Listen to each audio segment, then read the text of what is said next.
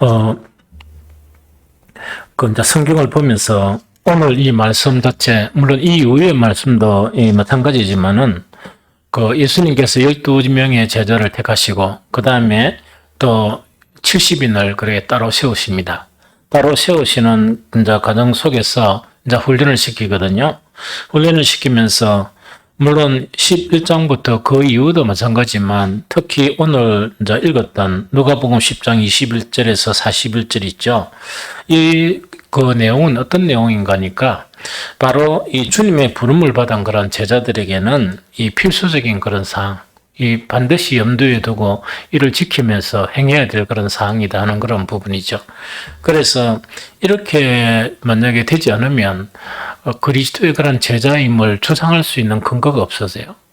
그러니까 그 나름대로 너는 이렇게 주님 앞에 헌신했고 저렇게 주님 앞에 헌신했다 할지라도 이 세 가지 사항 자체가 만약 그의 삶이나 그의 신앙이 없다 그러면 그거는 내가 참 주님의 제자다. 그 참 주님의 제자라는 것은 달리 이야기하면 참 그리스도인이다.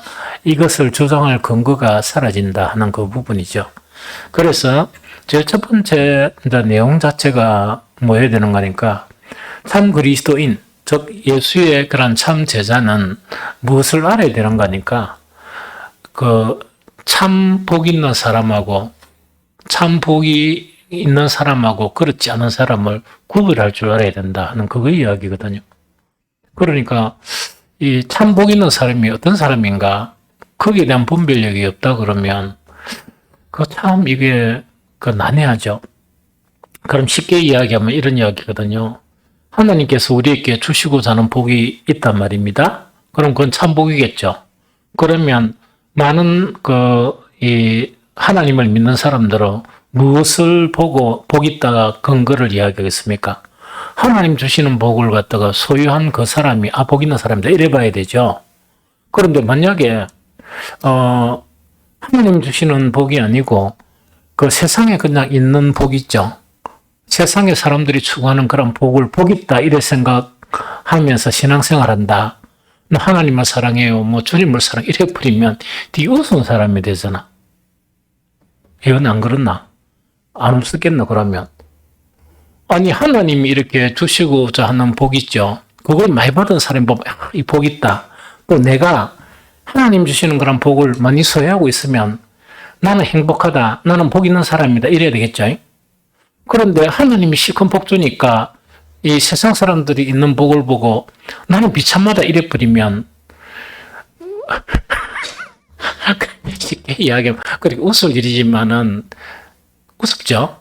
근데 이런 그리스도인이 너무 많단 말이야. 디비 쪼는 거. 그게 참 난해하죠.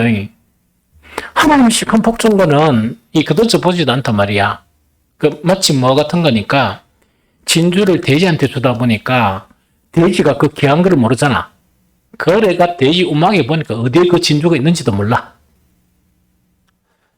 좀 이해됩니까? 그래서 참 그리스도인들은 뭐냐? 내 스스로 복이 있다는 거나 다른 사람을 보는 관점에서 복 있는 사람이다 하는 그 관점이 달라져야 된다는 이야기가 좀 이해가 됩니까? 그래서 그게 이제 그 내용이 첫 번째 이야기하고 있는 그 내용입니다. 그래서 그것이 오늘 읽었던 21절부터 24절까지거든요. 그때 예수께서 성령으로 기뻐하시며 이러시되 천지의 주제이신 아버지여 이것을 지혜롭고 슬기 있는 자들에게 숨기시고 어린아이들에게 나타내심을 감사하나이다. 옳소이다. 이렇게 된 것이 아버지의 뜻이다. 한 그 이야기죠. 그럼 이건 무슨 말인가 하니까 예수님을 따라가는 사람들이 뭔가니까 12명의 그런 제자들이 있었단 말이야. 이 신분은 그 당시에 인정받은 신분입니까? 그 당시에 세상적인 기준에서 복 있는 사람의 신분입니까? 아니죠. 그런데 거기서 덧붙여가지고 70인 자체도 오했단 말입니까? 그렇지 않는 그런 그 신분들이 많았어. 거기 이제 고린도전서에 보면 바울이 이야기했죠. 주님의 부름을 받은 사람들이 그렇게 세상 기준에 그렇게 권세 있고 복 있고 그런 사람은 별로 없더란 이야기라. 좀 이해됩니까? 그런데 이제 그 당시에 진짜로 세상적인 기준에서 종교적인 관점에서 복 있는 사람은 어떤 사람입니까? 제사장들이나 안 그러면 서기관들, 그 다음에 바리새인들, 억수로 자랑하는 바리새인들 있죠. 그뿐만 아니고 그 당시에 율법의 그런 교육을 받은 그런 사람들, 이런 사람들을 갖다가 복 있는 사람의 관점으로 봤다는 이야기라. 좀 이해됩니까? 그런데 신기하게 하나님께서는 어떤 일을 하셨느냐? 또 예수님은 무엇에 마음이 기뻤는가 하니까 그때에 예수께서 성령으로 기뻐하시며 이러시되 천지의 주제이신 아버지여, 이것을 하는 것은 복음을 이야기해요. 복음을 이야기하거든요. 참 복음. 예수 그리스도의 말씀을 이야기하거든요. 천지의 주제이신 아버지여, 이것을 지혜롭고 슬기는 자들, 지혜롭고 슬기는 자들은 아마 그 당시의 사회적인 관점에서 12명의 제자하고 70인 있죠. 이 사람들은 그 범죄에 안 속했습니다. 이해됩니까? 그 범죄에 안 속하고 따로 있었어. 억수로 이렇게, 지혜 있고 잘났다고 생각하고, 그 다음 권세를 누리고, 존중을 받고 있는 사람 엄청 많았단 말이야. 그 사람들에게 나타내 보였었단 말입니까? 숨겼단 말입니까? 그 보물을 숨겨버렸단 말이야. 숨겨버리면서 어린아이들에게 나타내심을 감사하나이다. 이 어린아이들이 어떤 사람입니까? 이 가진 것 없는 12명의 제자들이나 또 이 여러 가지 어떤 지식이나 인지도가 떨어진 그 70인들이 있죠. 이 사람들을 이렇게 지칭을 한다는 그 이야기입니다. 좀 이해가 되겠죠? 나타내심을 감사하나이다. 오소이다. 이렇게 된 것이 누구의 뜻이라고? 하나님 뜻이에요. 이해됩니까? 그런데 22절에 내 아버지께서 모든 것을 내게 주셨으니 아버지 외에는 아들이 누구인지 아는 자가 없고, 아들과 또 그 뒤에 아주 중요합니다. 아들의 소원대로 계시를 받은 자 외에는 아버지가 누구인지 아는 자가 없나이다 이야기죠. 그럼 이건 누구를 지칭합니까? 12제자와 70인을 지칭하고, 그 당시에 하나님을 안다고 자랑하던 많은 그 당시에 집권자들이 있죠. 그 사람을 지칭하는 건 아니라. 참 신기하죠. 그러면서 이제 23절에 대답을 들어보시고 뭐라고요? 조용히 이제 말씀을 하시는 거야. 말씀을 하시는 게 너희가 보는 것을 보는 눈은 복이 있도다. 내가 너희에게 말하니 많은 선지자와 임금이 너희가 보는 바를 보고자 하였으되 보지 못하였으며 너희가 듣는 바를 듣고자 하였으되 듣지 못하였느니라 이야기죠. 그러면 실제로 복 있는 사람이 그 당시에 권세를 가진 사회적인 지명도가 높은 그 사람들이 복이 있단 말입니까? 안 그러면 12제자와 이 70인이 복이 있단 말입니까? 그렇죠? 그런데 혹시 그 70인 중에 한 명이 그죠? 이런 예수님을 보기에는 너가 복이 있다는 이야기죠? 복인데 나는 박복해. 이러면 그거는 이제 코미디 프로죠. 코미디가 없어졌지, 텔레비에. 코미디가 없어졌다, 그죠? 그래서 저건 코미디밖에 안 된단 말이야. 근데 코미디 같은 우리 성도들이 있으면 큰일 나죠? 진짜 웃기잖아. 그러니까 이제, 예수 그리스도를 따르는 참 제자들은 복의 기준이 달라져야 됩니다. 그래서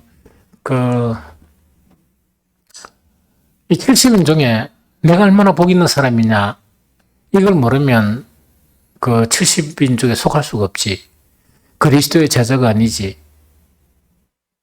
좀 이해가 됩니까? 그래서 가룟 유다는 이런 거에 대한 깨달음이 없었던 거야. 없다 보니까 이렇게 멸망하게 되는 그런 길을 가게 되죠. 그래서 참 그리스도인 혹은 참 예수 그리스도의 그러한 제자들은 복의 관점이 달라져야 됩니다. 그런데 불행하게도 오늘날 왜 기독교가 타락했다 그런 거니까 복의 관점이 달라지지 않는 사람들이 교회에 너무 많이 있다는 얘기입니다. 그래가 늘 불평하고 늘 비교하는 것이 뭐와 비교한다? 세상적인 복 가지고도 실컷 하나님이 복 준 거 있다입니까? 그거는 복 있다고 생각도 안 하고 뭐라고? 아이고 부러워라. 나는 왜 이리 비참한 이 짓 하고 있으니까 이게 이람이 난해하겠죠. 절대로 우리 성도들은 그런 거는 흉내도 내면 마음이 있으면 빨리 부끄러워라 이래가지고 그런 생각이 있으면 버려야 돼요. 버리고 뭔가니까 회개하면서 그래야 이 올바른 믿음의 길을 가는 것이지. 이게 뭔가 시큰 쭈띠만은 뭐라고? 시큰 쭈띠만 아이씨 나는 왜 이리 복이 없노 이런 거 있죠. 실수라도 그런 말을 하면 안 돼요. 알겠습니까? 그러면 뭐냐니까 그래 자꾸 하고 난 다음에 삐까서 옮겨 된다 이러면 삐까서 옮겨 오겠습니까? 안 오겠습니까? 그런 사람은 또 오겠지. 비슷한 사람들은. 그런데, 그래 하면 안 된다는 그 이야기거든.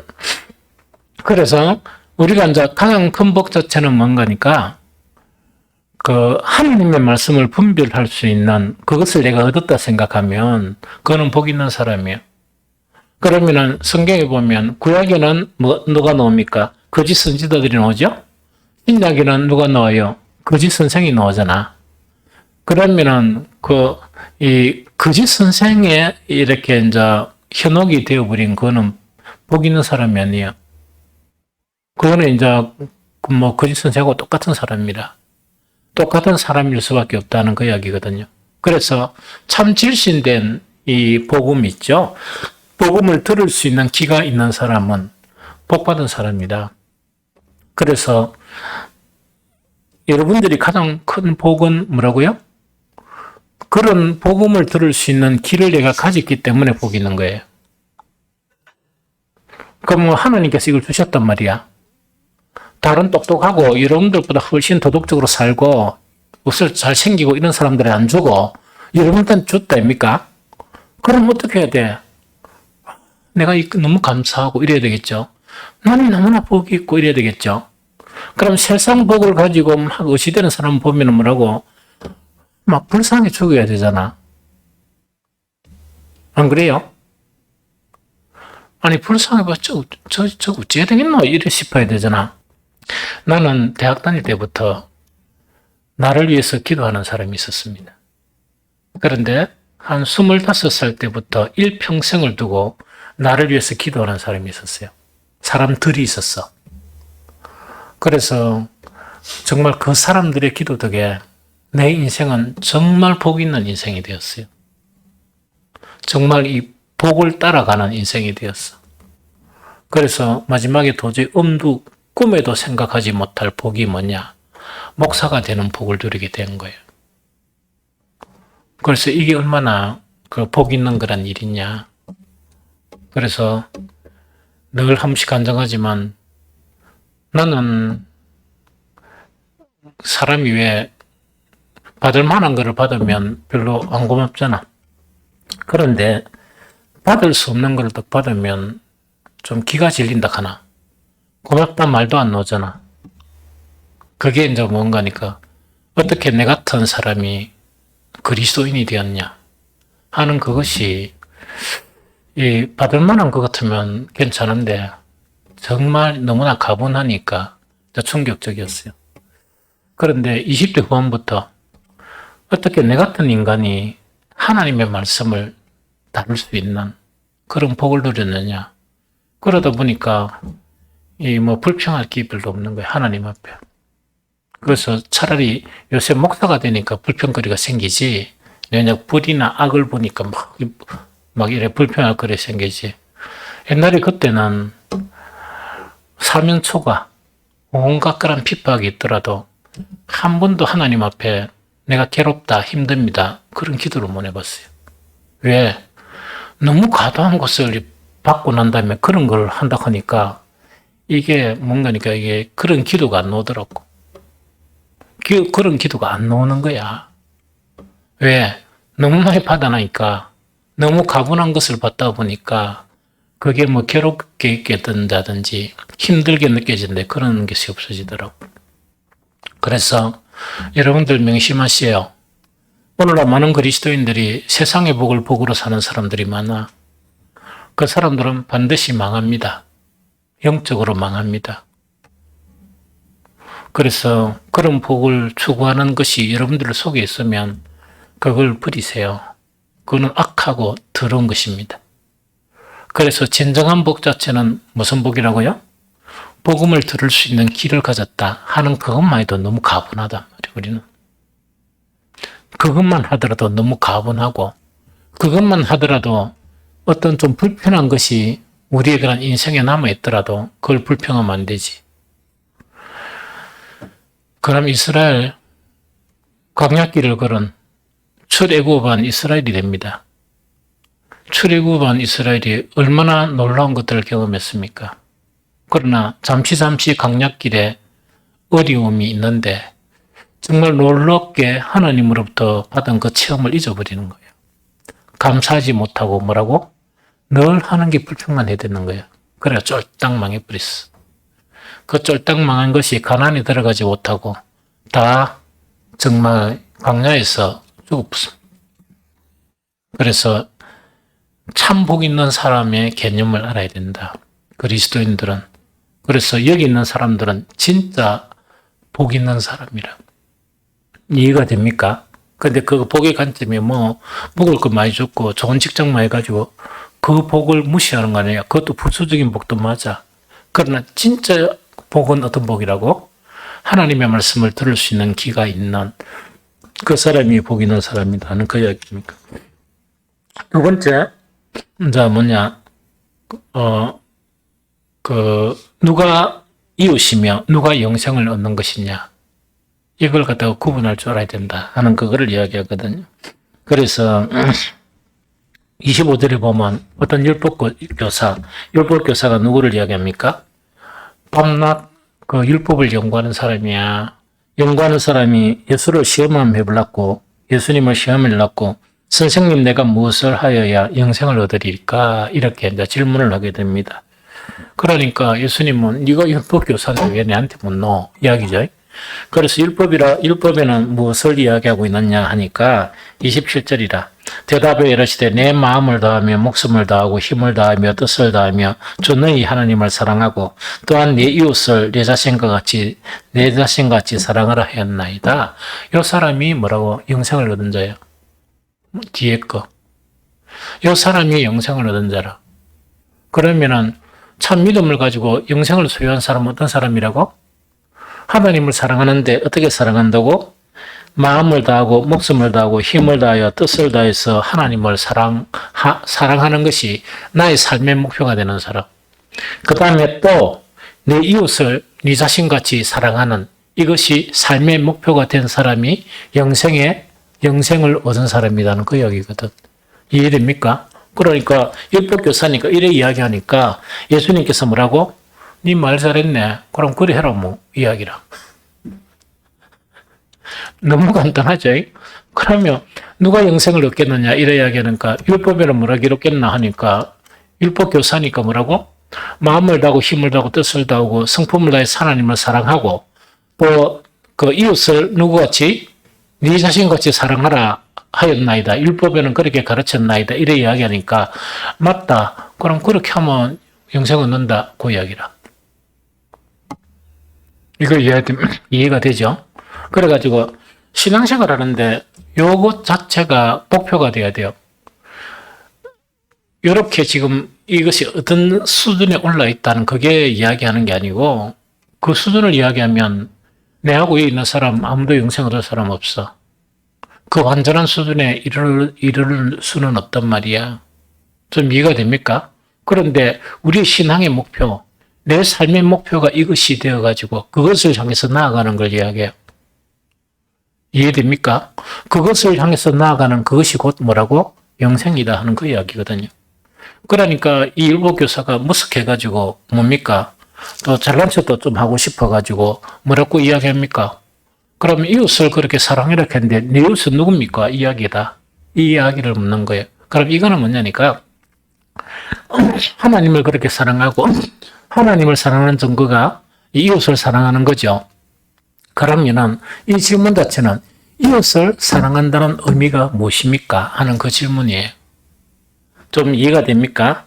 그래 하다 보니까 예수님께서 세 사람을 들먹이요. 그 세 사람이 한 사람은 누굽니까?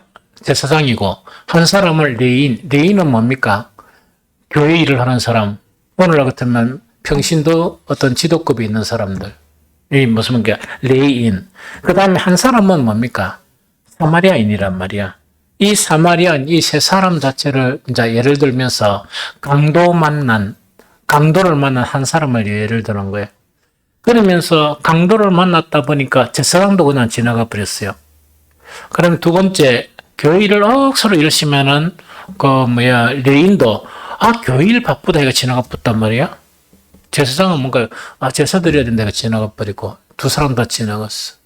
세 번째 사람이 누군가니까, 그 당시에 멸시를 받던 사마리아인이라, 사마리아는 가서 뭔가니까, 정말 치료를 해주고, 자기 부비를 들어가면서 치료해주는 그런 일을 한 거예요.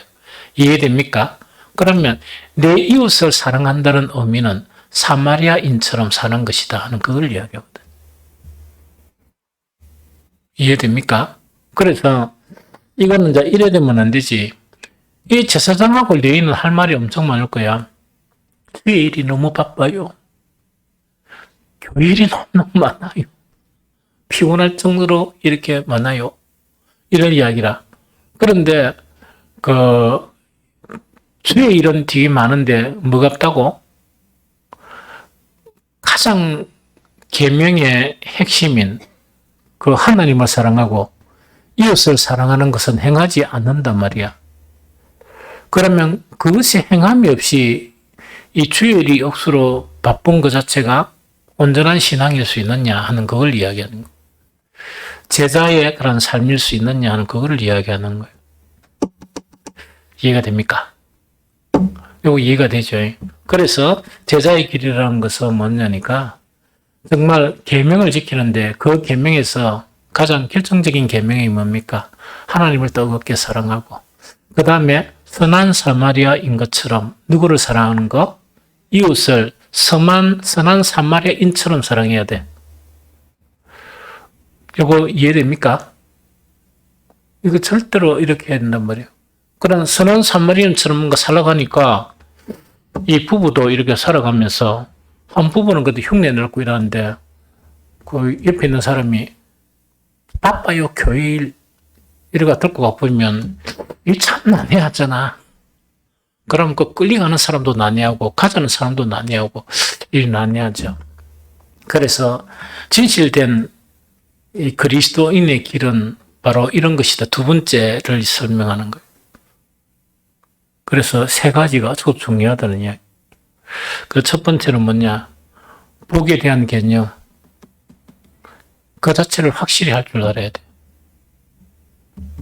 세상 잠깐 있는 그 복을 가지고 불우회가 힘흘리고 하는 목사들이나 장로들이나 안수집사, 권사 이런 양반들이 얼마나 많은데 그거 완전히 코미디 하는 사람들이야. 그리스도인이 아니면서 그리스도인 척하면서 연극하는 사람들 있잖아. 이 복이가 엄청 이래 안타깝지. 복에 대한 개념도 하나도 모르고 그거 무슨 그 신앙인이라고 그랬었냐. 그래서 참 복을 알면서 내가 얼마나 복이다. 그래서 하나님께 감사를 하니까 감사할 거를 감사해야 되잖아. 주님 내 눈을 열어서 귀한 그런 복음의 비밀을 알게 하신 것을 감사하나이다. 이런 것이 이게 진짜 감사잖아. 그렇잖아요. 그죠? 그래서 이제 이게 좀 바뀌었으면 좋겠다. 이건 당연한 걸 이야기하거든. 두 번째, 그 주님의 계명을 지키는데 그 계명의 핵심이 바로 그 하나님 사랑과 내 이웃을 사랑하는 거라. 그러면 거기에 대한 가장 적절한 애가 선한 사마리아인이고 또 가장 부적절한 신앙이 뭡니까? 이게 등장하는 누구라고? 제사장과 등장하는 레위인이야. 이런 일은 버리면서 뭔가 일을 열심히 하는지 아닌지 잘 모르겠지만 열심히 하겠지. 그런 사람을 이야기한다. 그러니까 참 복음이라는 것 자체가 보편적인 사람들이 생각하는 것과 다르거든요. 그리스도를 따르는 길이라는 것. 이해됩니까?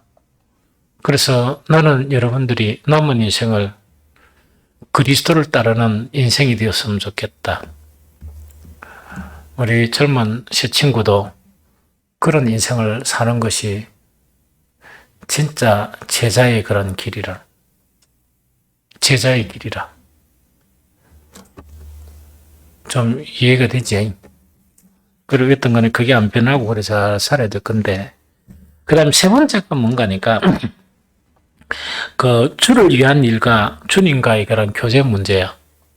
주를 위한 일과 주님과의 교제를 이야기합니다. 그러면 이제 이게 등장한 사람이 누구라고? 예수님이 사랑하는 두 자매야. 언니는 마르다고, 그 다음에 동생은 누굽니까? 마리아입니다. 둘 다 사랑해요. 그러게 나사로도 사랑하지만 이 둘 다 이제 사랑하는데 그 예수님이 집에 오셨을 때 마르다는 예수님을 위해서 음식 준비하는 일이 너무너무 분주한 거예요. 마리아는 뭔가니까 언니를 좀 안 돕고 일이 엄청 많은데 그죠? 예수님 발 앞에 딱 앉아가지고 예수님과 교제만 하고 있단 말이에요. 그러니까 마리아가 뿔때 납니까 안 납니까? 뿔때가 엄청 나가지고 주님 우리 동생 좀 철없는 동생 좀 물어가십시오. 내가 바빠 죽겠는데 덥진 않고 어떻게 예수님 발 앞에 앉아가지고 예수님하고 이야기만 하고 있습니까? 하는 그 이야기라. 그런데 예수님의 대답은 어떤 답인가니까 분주할 필요 없이 그 많은 걸 한다고 내가 많은 걸 다 이렇게 취할 수 있는 것도 아니고 한두 가지만 있어도 된다는 그 이야기라. 그런데 마리아는 뭔가니까 더 좋은 편을 선택했다는 그걸 이야기하거든. 더 좋은 편을 선택해서 했다는 그걸 이야기하거든요. 그래서 이거 더 좋은 편을 택한 것이다. 이 관점 자체를 이야기하는 거예요. 그러면은 신앙생활 하면서 물론 교회 일이 필요해요. 그래서 우리가 주를 위한 일이 있단 말이야. 주를 위한 일은 여러 가지죠. 지금 우리 하는 일이 다 주를 위한 일이라. 교제도 주를 위한 일이고 사람 만나는 거라 뭐 다 맞단 말이야. 그런데 그 일이 있고 주님과의 교제가 있다 그러면 더 좋은 편은 뭐라고? 주님과의 교제예요. 그 세상 일이 아니고 주님 안에 들어지는 일도 주님과의 교제 없는 것이 하게 되면 위험해요. 그래서 그리스도의 제자는 세 가지 관점, 참 복의 개념을 알면서 복이 있는 그런 길을 걸어가야 돼. 세상 복 자체를 부려하면 그런 자존감이 무너지는 거야. 그리고 비참이 되는 거예요. 부러워할 걸 부려야지. 그걸 부러우면 얼마나 비참해져요. 자기의 존재가 그래 참 복을 얻는 사람이고 그 다음에 정말 영생을 얻는 길이 어떤 길이냐 그 성경의 계명을 행하는 거 그 다음에 내 이웃을 사랑한다는 그 이웃을 사랑한다는 관점은 뭐냐 바로 제사장이나 레인이나 사마리아인을 비유하면서 정말 이 강도당한 그 이웃에게 하는 그것이 이웃을 사랑하는 길이다 한 관점을 예수님 설명해 주시는 거예요. 그 다음에 이제 세 번째가 뭐냐 세상 살다가 그리스도인이 되면 교회를 하고 싶어. 주를 위한 일이니까. 문제는 주를 위한 그 일에 빠져버린다. 그러면서 개인적인 주님과의 교제가 없다 하면 위험할 수가 있습니다. 그게 어떻게 이제 위험하는가 하니까 그 일이 하나님께 드려지는 그 일이 되어야 되는데 안 올라가는 경우가 많아요. 사람 일이 되어버리는 거예요. 좀 이해가 되죠? 그래서 그 주님과의 개인적인 교제 있죠. 그래서 예배 참석만으로 안 돼요. 예배는 연합에서 참석하는 거잖아. 그럼 이것도 그 주를 위한 일의 범주 안에 속할 수가 있는 거예요. 그러면 그 이 일을 하면서 항상 병행해야 될 게 뭐라고요? 개인적인 주님과의 만남이에요. 그리고 개인적인 주님과의 만남이 그 이루어지면서 복을 안 받은 사람은 내가 못 봤어. 그러면 숱한 제자들 이렇게 훈련시키고 이러지만 다는 모르지만 주님과 그런 교제 있죠. 교제에 충실한 사람은 결국은 다 복을 받아요. 그건 희한해. 그런데 막 교회는 열심히 하는데 막 어떤 주님과 교제가 근거가 안 되잖아요. 그런데 그냥 평범하게 사는 것 같아. 그냥 평범하게. 그 특별한 은혜 가운데 살지 못하는 것 같아요. 그래서 이 세 가지는 철칙과 같아. 그 12명의 제자, 그 다음에 70인의 그런 제자가 있죠. 제자들이 살아가는데 이 세 가지는 아주 핵심적인 그런 내용입니다. 그래서 이거 정말 이렇게 마음에 좀 담아서 남은 인생을 이래 살아야, 이렇게 살면 그 복이 되는 거는 나도 복 받고, 누가 복 받는다고? 내 주변도 복 받아요. 좀 이해가 되죠? 그 참 신기해. 한 사람의 불순종으로 많은 사람이 죄인 된 거, 한 사람이 순종으로 많은 사람이 정말 이렇게 복을 누리게 되는 거, 이게 신앙의 그런 원리고 성경의 원리예요. 그래서 오늘 이 나눈 세 가지 철칙과 같은 거, 이거는 지켜야 됩니다. 반드시.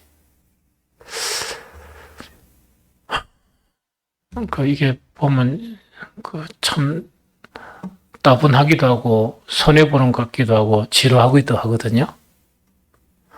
그런데 주님의 말씀이니까 하면은 절대로 손해보지 않아. 선한 사마리아인 것처럼 남을 위해서 살아가는 사람은 내가 한 것보다 더 많은 복을 누려요. 내 자신에게도 그렇고 내 주변 사람에게도 복을 끼치게 됩니다. 이거는 철칙이라. 좀 이해되죠? 그래서 또 주님과의 깊이 있는 그런 교제 있죠. 이거는 대단히 중요하고 대단히 중요하다. 그렇게 완전히는 이룰 수 없지만 이것이 내 목표가 돼야 돼. 목표가 된다는 건 알죠? 목표가 딱 그렇게 확고하게 되는 사람은 다른 일을 하더라도 돌아가는 자리가 어떤 자리라? 그 목표를 향해서 그 삶이 돌아가는 거예요. 그래서 이거는 대단히 중요하고 대단히 중요한 그런 부분입니다.